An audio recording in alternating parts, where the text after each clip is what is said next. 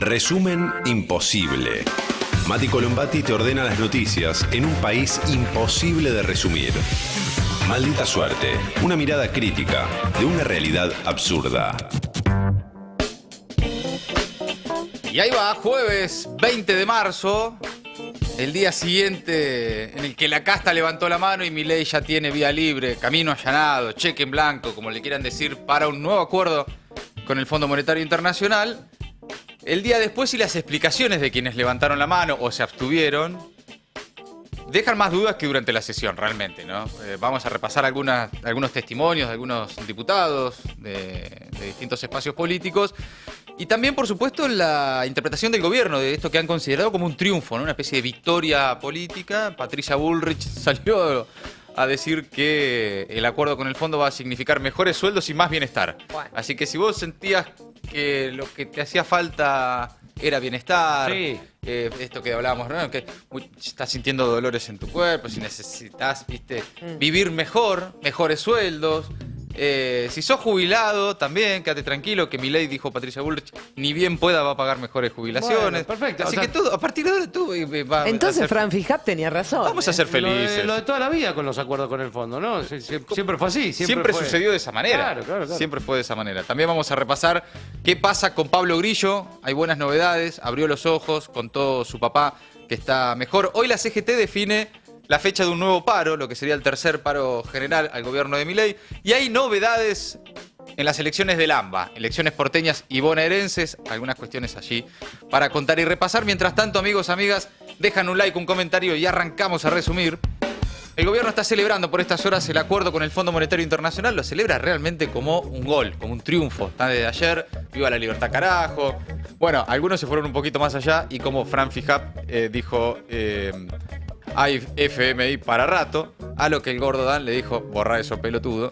Y hay una descoordinación ahí en el relato oficial de la tropa libertaria sobre cómo celebrar. Algunos se pasaron de rosca, pero en definitiva están festejándolo, aunque siguen sin conocerse los detalles, por supuesto. El oficialismo contó con el acompañamiento casi en pleno de la oposición, salvo Unión por la Patria, con la ausencia de los diputados catamarqueños, que no votaron a favor, no votaron en contra, no se abstuvieron, pero no estuvieron. Ah, bien. Y de alguna forma también colaboraron.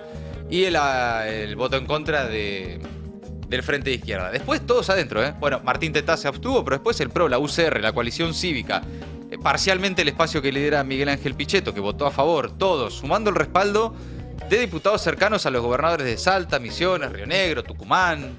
Es interesante ver qué sectores del peronismo son los que le levantan la mano a Milei. Porque viste que, y con todo respeto lo digo porque valoro mucho a las personas que han opinado al respecto, hay como una discusión sobre si el peronismo se fue hacia la izquierda o si si tiene que ir hacia la derecha, o si esta cosa medio de si el peronismo no es progre, tiene que ser menos progre, más progre. Hay muchísimas aristas para abordar ese debate. Lo que no hay ninguna duda es que suele ser el peronismo de derecha el que está acompañando a Javier Milei a conseguir los números que necesitan en Congreso para aprobar las leyes que necesitan. No hay progres, peronismo de izquierda, los que, no sé, andan ahí como supuestamente tergiversando los destinos históricos del peronismo, acompañando a Milei. Todos esos siguen votando en contra del gobierno de Milei. Me parece interesante para ponerlo dentro del mapa de discusión. Bueno, mientras tanto repasemos qué se dice.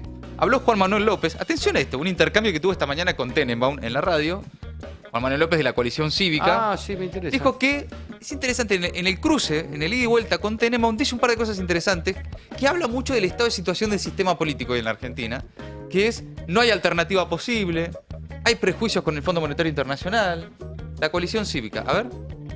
Alternativa que uno esté escuchando entre los economistas, de izquierda, de derecha, de centro, de arriba y de abajo. Pero, en general, pero con ese argumento se puede justificar cualquier cosa. ¿Y qué es cualquier cosa? Bueno, que un país después de haberse endeudado con el mismo tipo de argumento en el 2018 de 50.000 millones de dólares, que condicionó a todos los gobiernos siguientes, a unos y a otros, porque generalmente, bueno, los más antiperonistas cargan todo sobre el peronismo. Claro, el problema es que los gobiernos, incluso el de Macri, no hizo lo que tenía que hacer. Bueno, dejó abierto, digamos, las veces no que había cepo.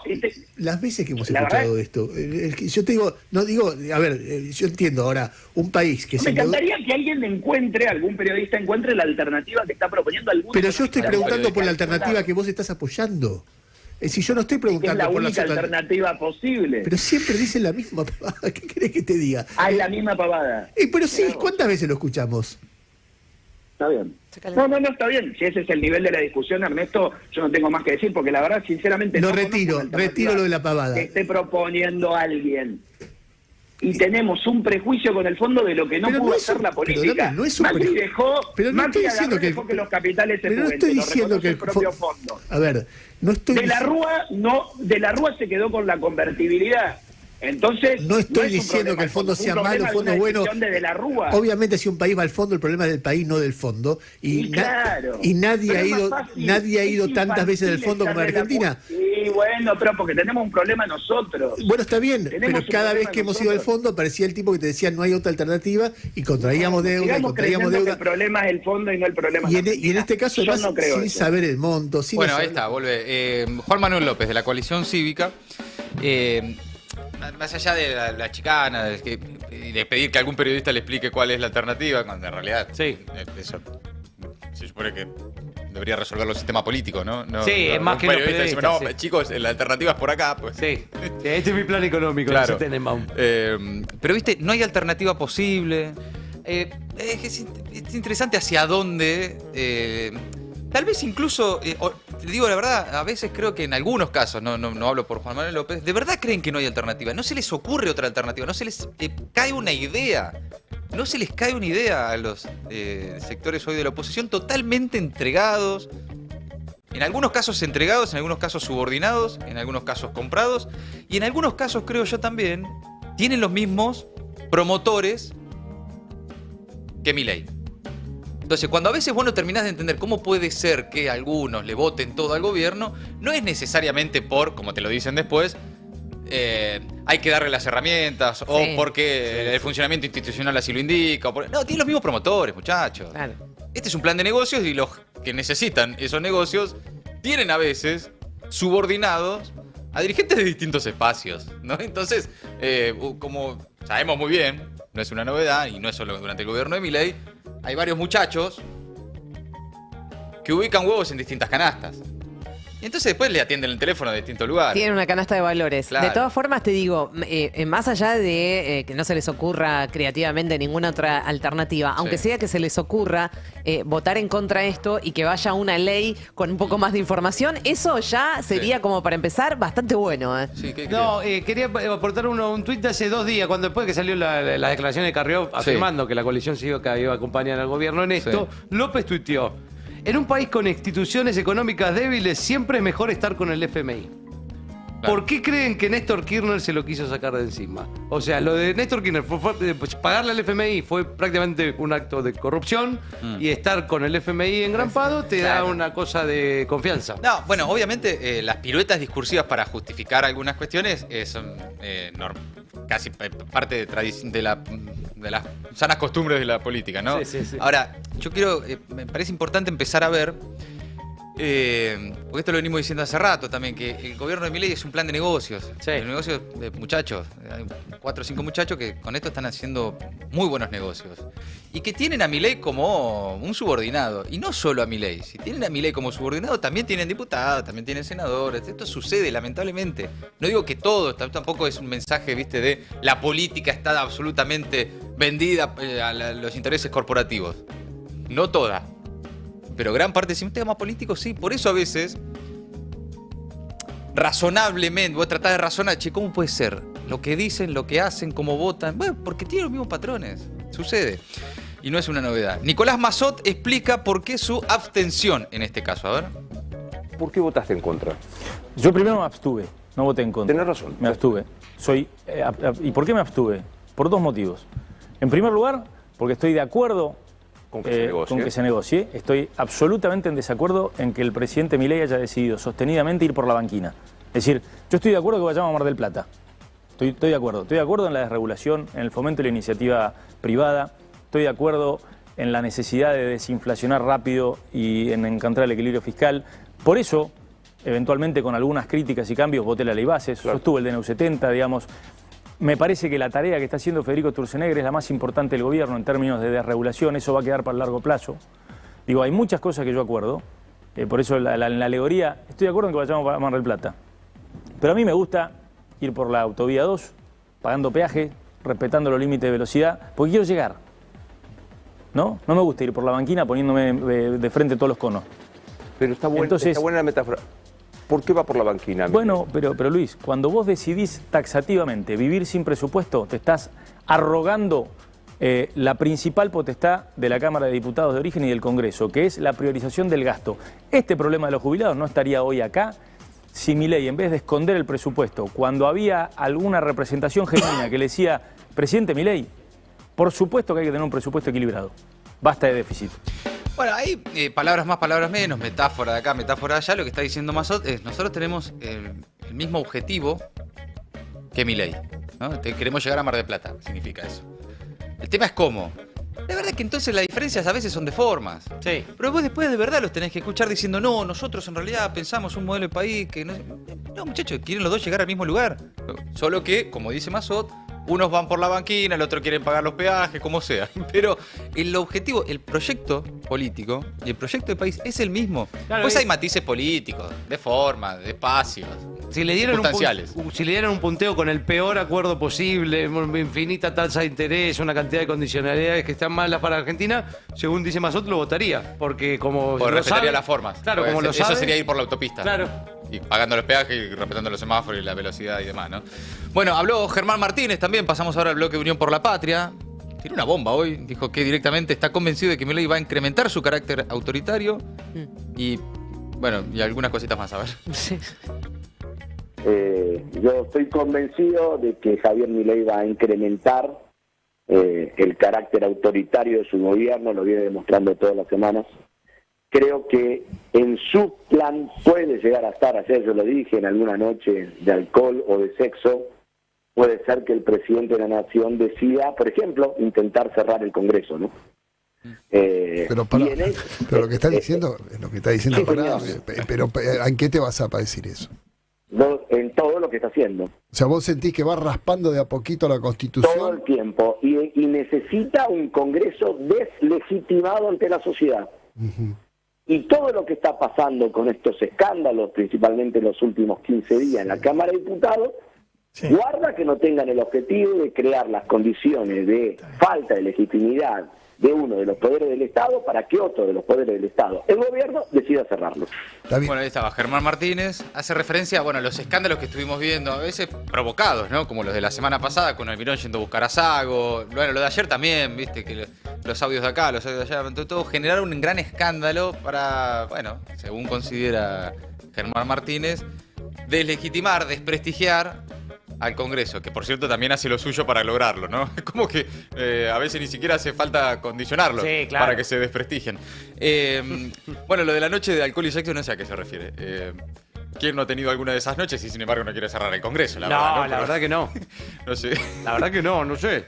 Yo la verdad que no. En una noche de alcohol y sexo se te ocurren muchas cosas menos cerrar el Congreso. Sí, a mí más, vamos a comprar más birra. Claro. Cosas así. Cuando lo hacemos de vuelta. Más mundanas, digamos. Claro.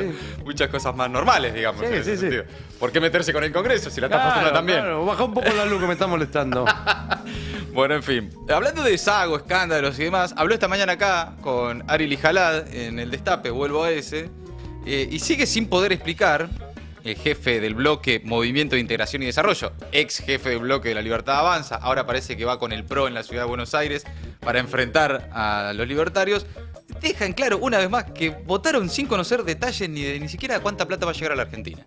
Bueno, y después el tema que todavía no tenemos un número medianamente, seguramente no va a superar los 12.000 millones de dólares que van a ser comunicados seguro a partir de los primeros días del mes que viene, cómo van a ser y cómo va a ser el programa de entrega de ese dinero que van a ingresar directamente al Banco Central para cuestiones que van a tener que ser de una manera que no haya más las turbulencias ni económicas, ni bajas del mercado, ni una cuestión de atención que ahora va a llegar la parte interesante, medio inquieto. Está apurado, Saúl se va a querer ir. Me parece que no es conveniente que tengamos esa incertidumbre nuevamente en los mercados, porque con un nuevo acuerdo que, bueno, creo que va a beneficiar a todos los argentinos para adelante, para poder nuevamente continuar con el programa económico del gobierno. Claro. Ahora Oscar, sí. A ver, usted me está reconociendo que usted no sabe el monto, no sabe las condiciones, no sabe el plazo, no sabe. Todavía todavía no te puedo decir 10 pesos porque me vas a decir, mañana viene 11, me dijiste 10, mañana viene 11. No, pero usted... Por lo explicarlo al funcionario hoy. Una pregunta más, dale, que me tengo que ir, me estoy yendo y lo atendí de cordial que soy. No, la pregunta clave es ¿por qué apoyan algo que no saben? No es que no sabemos. No sé exacto. Bueno, chao, te agradezco mucho de haberme llamado. No es exacto. Hasta luego. Bueno, chao. Qué difícil así. Bueno, se terminó la comunicación. Bueno, tenía que ir, sí. Sí, bueno, puede suceder a veces, pero lo que deja en claro es que, de verdad, y yo insisto con algo, no hay que acostumbrarse a estas cosas, de verdad. Digo, yo sé que pasan las cosas todas muy rápido, que no, viste, el vértigo de la información y del día a día hace que todo vaya sucediendo y quedando rápidamente atrás, ¿no? Ahora, de verdad, ayer la Cámara de Diputados votó un acuerdo con el Fondo Monetario Internacional sin saber qué votaba. No es la primera vez que la Argentina va al fondo. No es la primera vez que pasa por el Congreso, de alguna forma, como sucedió en su momento con Guzmán, un acuerdo con el fondo. Ahora, realmente lo que pasó ayer, con 129 diputados levantando la mano para darle un cheque en blanco al gobierno, que vaya y negocie con el fondo lo que se le cante las pelotas, es llamativo. Hay que advertirlo de esa forma, hay que recordarlo. Es difícil, pero porque estas cosas quedan después, ¿no? Y recordar que tendría que haber sido una ley, o sea, que tendría que haber sido debatido en el Congreso. Uno trata a veces de mantener ciertas costumbres, digamos, ¿no? Pero no podemos acostumbrarnos a que los diputados levanten la mano y voten un acuerdo con el fondo del que no saben nada. O si saben, no lo dicen. Capaz saben, capaz le dijeron, che, muchachos, miren, en realidad sí sabemos, van a llegar tanto, ¿no? Claro. Bueno, pero díganlo. Es realmente, viste cuando después escuchás que, decía ahí alguno, Germán Martínez, hay un objetivo del gobierno, que por cierto existe, que es desprestigiar a uno de los poderes del Estado, al Poder Legislativo, ¿no? Hacer mierda al Poder Legislativo para, bueno, desprestigiarlo frente a la sociedad y no tener que pasar por el Congreso para establecer su reforma. Prescindir directamente del Poder Legislativo. Bueno, ayer hubo 129 personas que hicieron lo propio para que eso suceda. Claro. Levantar la mano para votar un acuerdo del que no se sabe ni cuánta plata viene a la Argentina. Sí. No saben ni por cuánto este gobierno va a volver a endeudar a la Argentina con el Fondo Monetario. Y le levantan la mano, entonces se desprestigian solos, muchachos. Claro. Sí, más allá de la cuestión institucional, de si la ley debería haber sido DN1, digo, eso, estás votando algo que no sabés, sabés que perfectamente que va a comprometer un par de generaciones por lo menos. Por eso digo, ni siquiera es una discusión técnica. Claro. De leyes, qué sé yo. yo. Es la colección cívica. Es una cuestión, pero bueno, igual a mí no me parece que sea menor, porque así viene todo, no viene el tema del decreto con los jueces para la Corte, así, digamos, estamos deteriorando no solamente el Poder Legislativo, digamos, el Congreso en general, sino también todas las instituciones. Coincido. Igual entiendo, por supuesto, lo que están diciendo ustedes, que también es una barbaridad más, o sea, son capas de barbaridades. Pero ¿qué pasa? Después vos tenés, cuando Milei manda 2 jueces por decreto a la Corte Suprema, algunos sectores de la oposición diciendo qué barbaridad, no respeta las instituciones, debería pasar por el Congreso. Sí. Te mandó un DNU de un acuerdo con el Fondo Monetario Internacional. No te dice ni por cuánta plata es y vos le levantás la mano, entonces después no podés. Claro. Enojarte porque se pasa el Congreso. No respetan el rol del Congreso. Claro, pues si vos no lo estás respetando. Claro. Vos solito no lo estás respetando. Bueno, como dice Diego Genud, el gobierno de Javier Milei puede sentir algo de alivio. Consiguió un respirador artificial y calmar por un rato la sed de los fondos de inversión de Wall Street. La casta levantó la mano para darle un cheque en blanco al panelista que se cansó de humillarla. Por segunda vez en 8 años y con Luis Caputo al frente, la derecha decide contraer un compromiso que es impagable y condiciona a las futuras generaciones. Con el recurso gastado de la responsabilidad institucional, el colaboracionismo transversal le dio vía libre a Milei y a Caputo para que hagan lo que quieran sin lograr a cambio ningún tipo de información. un acuerdo a ciegas o un cheque en blanco para un ministro de Economía que no da explicaciones, huye del Congreso y solo le habla a su platea cautiva, dice Diego Genud. Una nota publicada hoy en el Destape, a quien siempre, por supuesto, recomendamos leer. Para los que están preguntando ahí en el chat de YouTube si esto no tiene que pasar por el Senado, no, se explicó. No, ya está. Se explicó un montón de veces que solamente una de las cámaras ratifica el DNU y ya está, y ya tiene vigencia. Sí, un DNU igual incluso ya tenía vigencia. Incluso puede ni siquiera puede tener rechazo de una cámara, como es el DNU 70, el de Sturzenegger, tiene rechazo del Senado y el diputado nunca lo trató. Y nunca lo trata y duerme ahí. Y ya está. Y ya. Es lo que tiene. Para que un DNU caiga tiene que tener rechazo explícito de las dos cámaras. Ya está, ahora tiene aprobado diputados, listo, adentro. Ayer, a propósito, tal vez preguntan algunos por eso, había diputados que decían, bueno, de Loredo, no sé quién, no, ahora ya se me mezclan todos, que decía, bueno, yo lo voto acá. Sí, fue de Loredo. Pero esto va a tener complicaciones en el Senado. Sí. Me chupa un huevo el Senado. Ya está. El chabón justificaba. Ya fue. El chabón justificaba, Claro. De Loredo justificaba. Yo acá te lo voto, pero te quiero ver en el Senado, Porque sabía que en el Senado se iba a empantanar. Si no hace falta que pase por el Pero Senado. sí, es todo ridículo. Todo Entregadísimo. No, el nivel de felpudismo que hay en la oposición hoy en la Argentina. ¿Pero lloró de Loredo? No, pero gritó. Siempre está a punto de llorar, ¿viste? Gritó Me bastante. parece que le estuvieran apretando los huevos, que se le salen los ojos. Dijo que una vez más van a apoyar al gobierno. Bien. A pesar de todo. Con todo el dolor del mundo. Con todo el dolor del mundo. Sí. Bueno.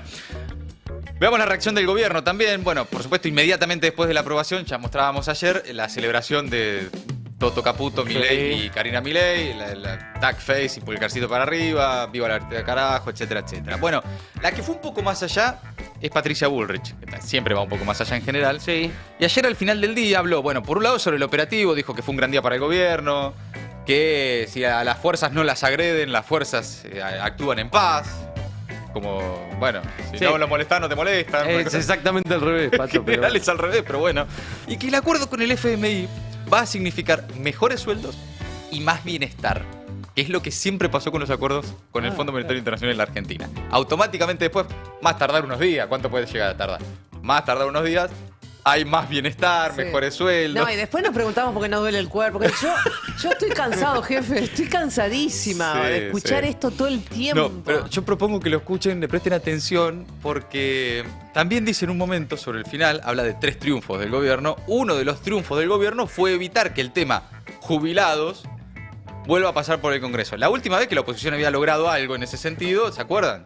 Que terminó después el gobierno de Milei comiendo un asado en Olivos. Sí. Claro, con los héroes. Con los héroes que le levantaron la mano para rechazar un aumento que en ese eran 15.000 pesos por jubilado. Sí. Una cosa, un mamarracho, pero se salvaban con era eso. más cara la cena, sí, claro, el vino que llevaban que el aumento que le daban a los jubilados. Pero dice Patricia Bullrich que los jubilados saben perfectamente que Milei, dijo textual, ni bien pueda, va a pagar mejores jubilaciones. Por favor, les pido que le presten atención a esto. Escuchen. Se demuestra que cuando las fuerzas federales no son agredidas, actúan en paz, con tranquilidad, resguardando el orden y la ley para todos los argentinos. Así que creo que hoy hemos logrado 3 éxitos muy importantes: aprobar el acuerdo con el Fondo Monetario Internacional, que va a significar mejores sueldos y más bienestar para los argentinos, porque eso va a resguardar las reservas del Banco Central. Mejores sueldos y más bienestar. En segundo lugar, orden en las calles, control de la calle, que es algo que los argentinos admiran mucho de nuestro gobierno. Y en tercer lugar, un intento de la oposición de volver a discutir el tema de jubilados para intentar romper las bases fundamentales de una Argentina de inflación, que los jubilados saben perfectamente que el presidente ha planteado con claridad que ni bien pueda, va a trabajar sobre mejoras en los jubilados. Es buenísimo. Es como cuando viene, viste, te juro que yo de mil amores, si fuera por mí, si me bancás, yo ni bien pueda, estoy con vos. Dame un ratito más. Sí, lo estamos terminando. Ya lo tuyo está, ya sale. Yo te juro que ya en cualquier momento lo tengo. ¿Me esperás un minuto más? Es como cuando te tarda el mecánico en entregar el auto y te dice, no, sí, ya lo tenía, pero justo el rotor... Yo ni bien pueda te llamo y lo venís a buscar, ¿eh? Sí. Ni bien pueda te llamo y lo venís a buscar, te dice el mecánico. Bueno, ni bien pueda, Milei le va a otorgar a los jubilados lo que necesitan. Bueno, ya saben, chicos, se vienen mejores sueldos y más bienestar. Un aplauso. Ey, ustedes se quejaban al pedo. Mejores sueldos y más bienestar a partir de ahora. Para los que creían que no. Para los que no querían confiar. Pero lo que pasa es que no sabemos todavía, como no se sabe nada del acuerdo, no sabemos cuánto bienestar vamos a tener. Seguramente mucho. Pero claro, seguramente si es poquito bienestar. Bueno, si viene poco bienestar. Pero no, vos también. Bueno, si es poco porque es poco, si es mucho porque es mucho. Lo importante es el bienestar. Lo importante es que llegue el bienestar. Bueno, hablando de Patricia Bullrich, la Comisión Interamericana de Derechos Humanos manifiesta su preocupación por la violencia registrada durante las marchas de los jubilados en general y especialmente la última, la que terminó con el fotógrafo Pablo Grillo internado con una pérdida de masa encefálica y luchando por su vida. Y además critica que hayan denunciado a la jueza Andrade, que liberó a los detenidos básicamente por ausencia de delitos y de pruebas que corroboraran esos delitos. Duro comunicado por la detención también de menores desde la Comisión Interamericana de Derechos Humanos. Dice que el Estado de Argentina debe garantizar los derechos de la libertad de expresión y de asociación y utilizar los protocolos con enfoque de derechos humanos en cuanto al uso de la fuerza con manifestantes conforme a los estándares interamericanos, alertó la CIDH. Y hablando de Pablo Grillo, una buena, abrió los ojos, movió las manos, le sacaron el respirador. Bien. Ya a una semana de su internación, el fotógrafo sigue en estado delicado, pero su padre confirmó con esperanza una mejoría. Habló el papá en la puerta del hospital Ramos Mejía, donde está internado, y esto dijo, a ver. Dio el parte que me dijo que siguió sin respirador, que eso es muchísimo, ¿no? Desde ayer a la mañana está sin respirador. Cuando le hablamos, aprieta la mano, me aprieta, vos le agarras la manito y él aprieta, mueve los pies, está molesto, como que quiere rascarse la espalda, ¿viste? Está molesto con la boca porque como estuvo entubado, está bosteza. O sea que hay una mejoría. Hay una gran mejoría, una muy gran mejoría. La verdad que el médico ayer nos dijo que es un avance muy grande lo que ocurrió ayer. Y algo que me esperanza a mí, yo me agarro de todo, ¿no? Es que empezó a hablar de rehabilitación. ¿No? Eso es lo bueno, entiendo la emoción, la entendemos todos aquí con los colegas, obviamente eso es muy fuerte y muy lindo, muy bueno. Dale, gracias. De vuelta, lo mismo, no nos acostumbremos a esto, no puede estar un papá en la puerta de un hospital llorando porque su hijo está peleando por su vida después de haber ido a una protesta. En el caso de Pablo, a sacar fotos, pero si fuese a protestar igual, a lo que sea. No podemos acostumbrarnos en la Argentina a que tengamos hace una semana un padre en la puerta del hospital hablando con la prensa, contándonos minuto a minuto si su hijo va a vivir o no, porque lo único que hizo fue ir a la plaza, a una protesta, a sacar fotos. Incluso, y quiero aclarar, y si hubiese ido no solo a sacar fotos, sino a protestar igual. No podemos acostumbrarnos a que alguien, después de una protesta en la Argentina, termine peleando por su vida en un hospital. Bueno, pero por eso te decía que la verdad que escucharla a Patricia Bullrich decir que quedó demostrado que los violentos fueron el miércoles pasado, no, claro, bueno. Decir esas barbaridades, y la verdad que te violenta muchísimo. Sí, o sea, te violenta muchísimo, porque lo que quedó demostrado efectivamente es que cuando las cosas están bien organizadas y no mandan a la policía a pudrirla antes de que empiece la marcha, como lo vienen haciendo últimamente, no pasa nada. Claro, y probablemente el miércoles pasado, si hubiera sido lo que ocurrió ayer, no hubiera pasado nada. Sí, no, lo de Patricia Bullrich es, por supuesto, ya a esta altura de la vida, es una repetición de la violencia como herramienta política, ¿no?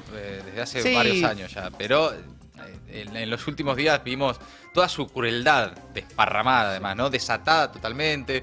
como ella misma dijo, esta vez nadie le dice basta, nadie le dice que pare, no hay límites, ¿no? Está totalmente desbocada. Igual, evidentemente tuvo límites, ¿no? Yo creo que ayer tuvo límites. Evidentemente sí. Se la sacaron un poquito de las manos del operativo ayer.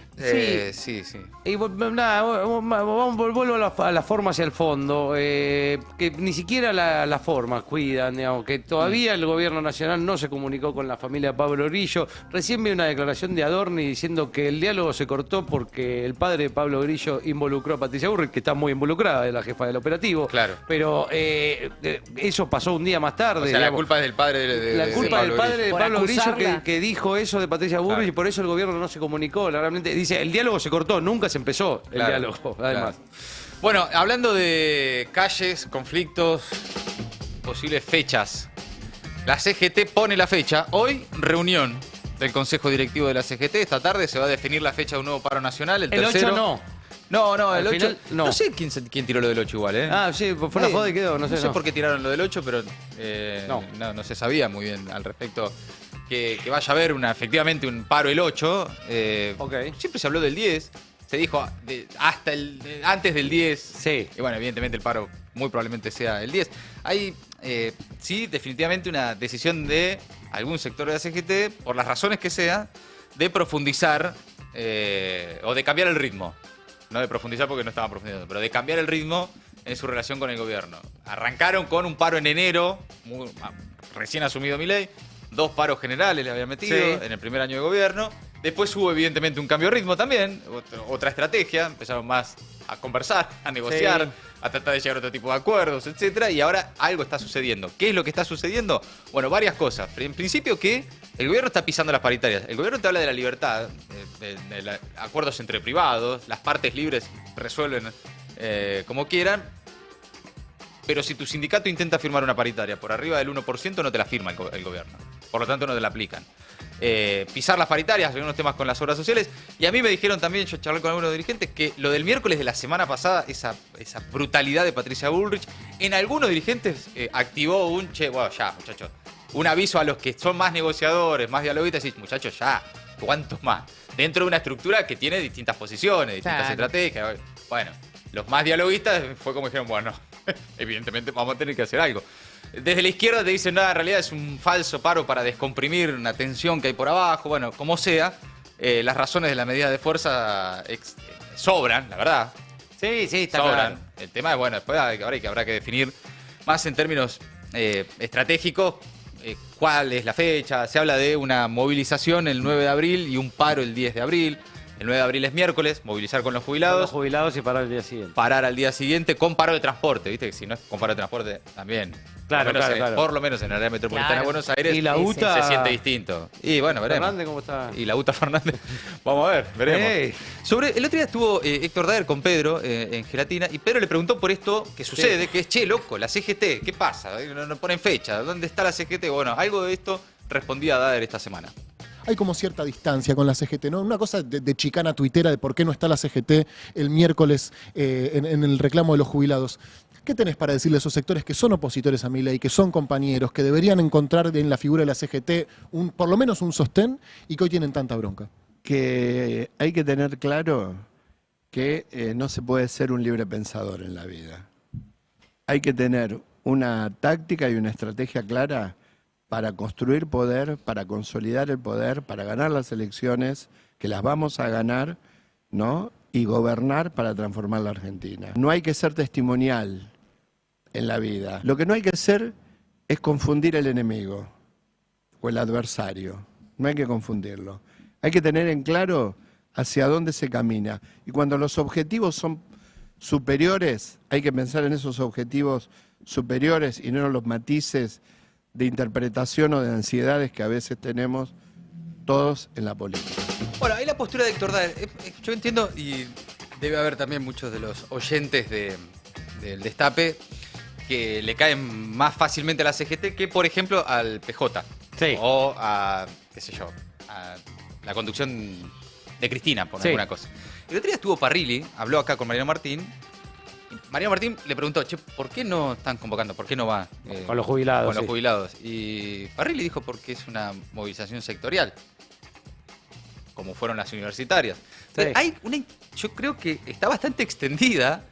Para mí hay un termómetro roto en algunos dirigentes de qué carajo está pasando con las demandas sociales, ¿no? Con respecto a lo de Daer, me parece interesante algo que le leía a Tinta Limón, a Martín Rodríguez, que creo que la semana anterior, que decía que si la CGT sigue siendo todavía una entidad que tiene la capacidad de parar un país, es porque también no para todos los meses. No hace un paro general todos los meses, también, digamos.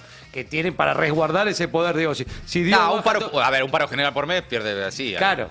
Obviamente, no, creo que nadie tampoco le pide que paren todos los meses, ¿no? Pero sí, hay gente que sí, pero ahí yo coincido que se necesita también un poco más de estrategia en algunas cuestiones, y esto que dice Gera me parece importante. Sí. Vamos a ver. Escribe Tinta. Yo, por supuesto que considero que un paro de la CGT, en serio, un buen paro de la CGT es una advertencia, sobre todo si el paro de transportes, es un mensaje político contundente, que no se puede dar, no puede hacer paro de la CGT toda la semana. No, claro. Acá, porque si no pierde la efectividad, pero tampoco puede ser que la estrategia sobre si hacer un paro o no sea si las encuestas dan o no dan a hacer un paro. Ahí es donde me parece que más que analizar el clima de las encuestas, de los medios, eso lo hemos escuchado a Andrés Rodríguez, a Germán Martínez, decir, la sociedad no está para un paro. Bueno, chicos, no es una encuesta. Hay condiciones materiales muy concretas sobre las que tenés que en todo caso trabajar también para generar las condiciones de que la protesta tenga efecto, ¿no? No es que hay... No, che, ¿da para un paro o no da para un paro? Vos decís, ¿qué pensará la gente? Bueno, en fin. También al mismo tiempo me parece que hay una contradicción cuando se analiza la CGT entre los que dicen la CGT no sirve para nada, es una estructura burocrática, ya fue, no hay que darle bola, son todos unos burócratas, y los que dicen si no para la CGT no pasa nada en este país. Las dos cosas al mismo tiempo no se pueden sostener. Digamos, o es una estructura que no sirve para un carajo, o es una estructura que la necesitas sí o sí para que se sienta... tiene el poder suficiente como para hacer tambalear y que esa medida tenga fuerza de los trabajadores. La lucha sindical en la Argentina es histórica, ¿no? Tiene una tradición y no se puede... además... se les desborda, ya les pasó con Macri, ¿se acuerdan? Poner la fecha, la puta que te parió, le tomaron el atril, digamos, cuando la CGT no conduce, se la llevan puesta también, digamos. En ese sentido, veremos qué anuncian en las próximas horas, lo que sería el tercer paro general en la era de Milei por parte de la CGT. Voy a tratar de repasar muy brevemente las últimas novedades electorales, especialmente acá, en el área metropolitana de Buenos Aires, porque se vienen las definiciones sobre si hay paso o no en la provincia de Buenos Aires.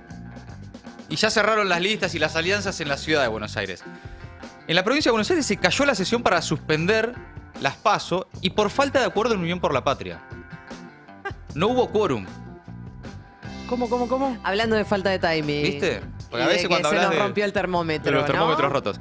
Por el bloque oficialista estuvieron presentes los legisladores del espacio de Axel Kicillof, bajaron los diputados de Axel, que presentaron un proyecto propio, el Frente Renovador y la Cámpora se ausentaron. Entonces, el PRO, la Libertad Avanza y Acuerdo Cívico se hicieron una fiesta con la interna del peronismo. Claro. Muchachos, ustedes quieren suspender la paz y no se ponen de acuerdo entre ustedes. Razonablemente le dijo la oposición en la provincia de Buenos Aires al gobierno. Pero bueno, hay una nota de Belén Bartoli que profundiza sobre esto. No hubo quórum, pero el 27 de marzo hay nueva fecha final, para determinar si hay paso o no en la provincia. Si hay pasos son en julio, ¿no? Mediados de julio. Y bueno, debería ser, sí. La convocatoria creo que es 13, ¿no? 13 sí, 13 de julio. Por ahí. Sí. Por otro lado, en la Ciudad de Buenos Aires, el PRO y la Libertad Avanza irán por separado. Horacio Rodríguez Larreta ya confirmó su postulación, va a competir contra el macrismo. Y la UCR y la Coalición Cívica también juegan solos. Está todo bastante disperso. Atomizado. Muy atomizado en la Ciudad de Buenos Aires. Santoro, me imagino que debe estar contento. Se le presenta una oportunidad a Ahora Buenos Aires, así se llama el Peronismo Unido, que formalizó un nuevo sello para su para la candidatura de Santoro. Pero Valmedina va con... Bueno, Valmedina va por otro lado, sí, lo de Valmedina, el Movimiento Evita no presentó su partido político dentro de esta alianza, la alianza de todos los sectores del PJ, acá en la Ciudad de Buenos Aires. La semana pasada presentó todas las actas en la justicia electoral. El 29 de marzo va a presentar una lista propia a legisladores, encabezada por Juan Manuel Abal Medina, según informan desde el Movimiento Evita de la Ciudad de Buenos Aires. Ahí el ex jefe de gabinete de Cristina Kirchner y actual vicepresidente del PJ porteño. Claro. Viene recorriendo el territorio, habrán visto carteles, hemos charlado con él, incluso estaban ahí como negociando. Bueno, se ve que van por afuera. No se pudo. Y sí están, bueno, el resto de todos los sectores del peronismo metropolitano encolumnados prácticamente en todas las tribus juntas detrás de la figura de Santoro, que ya anunció que va a ser candidato a legislador. Sí, pero hablando de Santoro, una de las novedades más llamativas del cierre de listas porteño fue la de Yamil Santoro, que presentó su Unión Porteña Libertaria con un logo que es realmente un Frankenstein. Es una parte del logo de Unión por la Patria con el solcito, pero con la capital federal en el medio. Dice la palabra libertario también, y abajo de la palabra libertario, por las dudas, tiene los colorcitos de Juntos por el Cambio.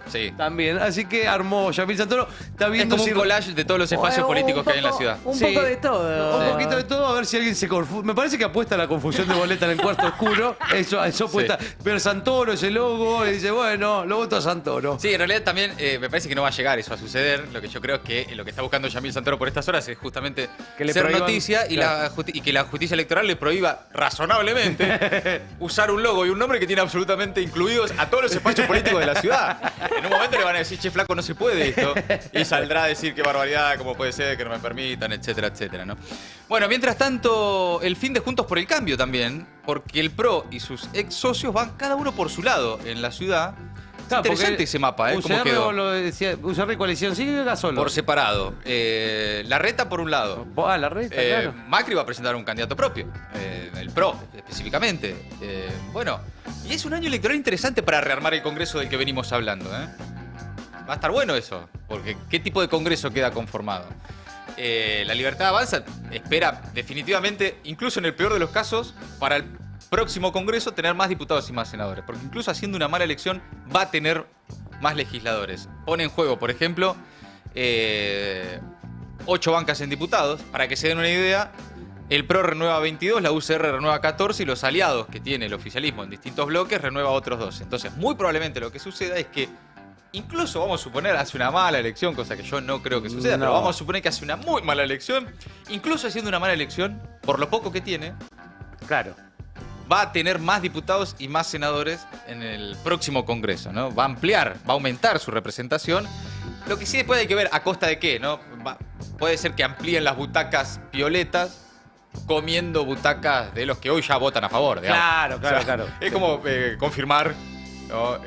Cambiarle el colorcito a alguien que ya igual te iba a apoyar. Sí, exactamente. Habrá más banca violeta, pero probablemente la cantidad de votos que tenga va a ser más o menos la misma, o lo que tiene ahora, que no es poco y que le está permitiendo también avanzar en el Congreso. Bueno, hasta ahí las últimas novedades de la política nacional. ¿Qué pasa en el mundo, Ori?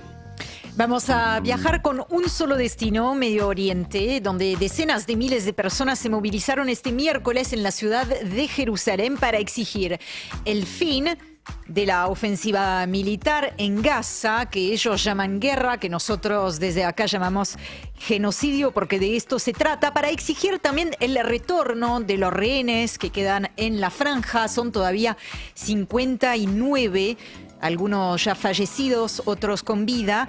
Y también se movilizaron en contra del primer ministro Benjamín Netanyahu y del gobierno ultraderechista de coalición de extrema derecha que viene encabezando Netanyahu y al que acusan de una deriva antidemocrática y de hacer trizas la tregua, como lo hemos comentado antes de ayer, por motivos políticos, ¿no? De sobrevivencia política. La decisión, efectivamente, recordemos, de reanudar los bombardeos sobre la Franja de Gaza, esa decisión selló el regreso al gobierno del ministro ultranacionalista de Seguridad Nacional, Itamar Ben-Gvir, que es partícipe necesario para la continuidad de Netanyahu en el poder. Mientras tanto, la realidad en el enclave palestino. Los bombardeos siguen por tercer día consecutivo desde la ruptura de la tregua por parte de Israel en la noche del lunes al martes.